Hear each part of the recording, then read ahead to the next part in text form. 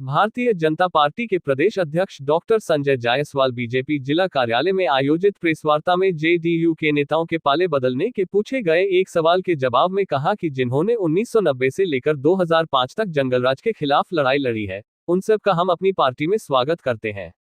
इतना ही नहीं, उन्होंने सीएम नीतीश कुमार को आयाराम गयाराम पद्धति का जनक बता दिया।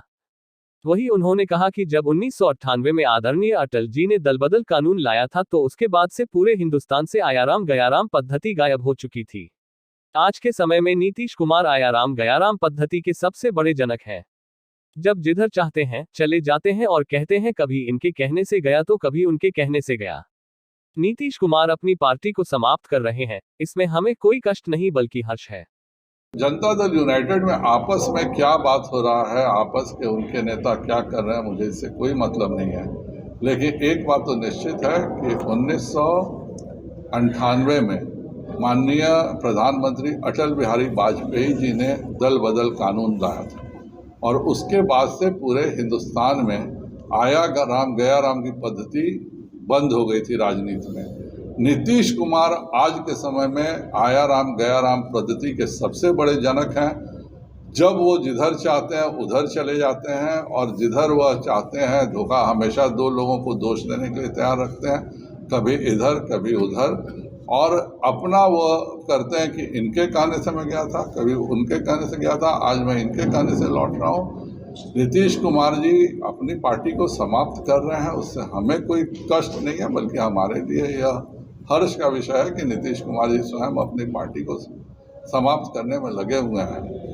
लेकिन मैं पुनः कह रहा हूं कि जिन लोगों ने 1990 से 2005 तक जंगल राज के खिलाफ लड़ाई लड़ी है, उन सभी का हम स्वागत करेंगे। आप एक व्यक्ति का नाम ले रहे हैं, इसमें तो माननीय उनके राष्ट्रीय अध्यक्ष जी ने का मैं बहुत एहसान मानता हूं कि उन्होंने ही लालू यादव पर केस किया था। लालू यादव को जेल भिजवाने में सबसे ज़्यादा भूमिका अगर कही जाए तो सुशील जी और रवि जी के साथ शिवानंद तिवारी जी की, ललन सिंह जी की थी।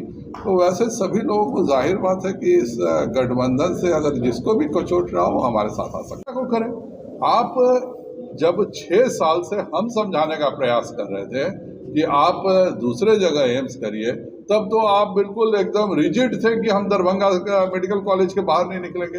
आज ऐसा क्या परिस्थिति बन गया अचानक? क्या आपको रात में एक आर्किमिडीज जैसा यूरेका याद आ गया या क्या परिस्थिति बन गई? एकमात्र परिस्थिति यही है कि वह जानते हैं कि एम्स शुरू होगा तो जाहिर बात है हम माननीय प्रधानमंत्री जी या स्वास्थ्य मंत्री जी आके उसका शिलान्यास करेंगे। नीतीश कुमार जी का एक ही लक्ष्य है कि केंद्र की कोई योजना नहीं करो जिससे कि केंद्र का कोई मंत्री आके यहाँ शिलान्यास कर। सर, डीएमसीएच की बात जहाँ से मुख्यमंत्री जी, बहुत अच्छी बात है भाई। डीएमसीएच का 73 एकड़ जमीन लापता है। ऐसी स्थिति में क्या लग रहा है कि भूमाफियाओं से वो कन्विंस हो चुके हैं या किस तरह की बातें सामने है? क्योंकि 73 एकड़ जमीन खोजने की बात कोई नहीं करता। आप सब पत्रकार हैं, आप सब इन्वेस्टिगेटिव जर्नलिस्ट हैं, मुझसे ज़्यादा अच्छे से आप सब जानते हैं।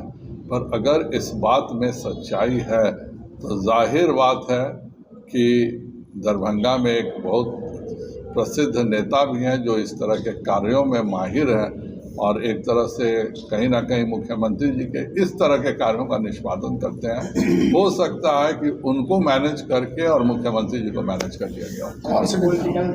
मैं किसी का नाम नहीं ले रहा।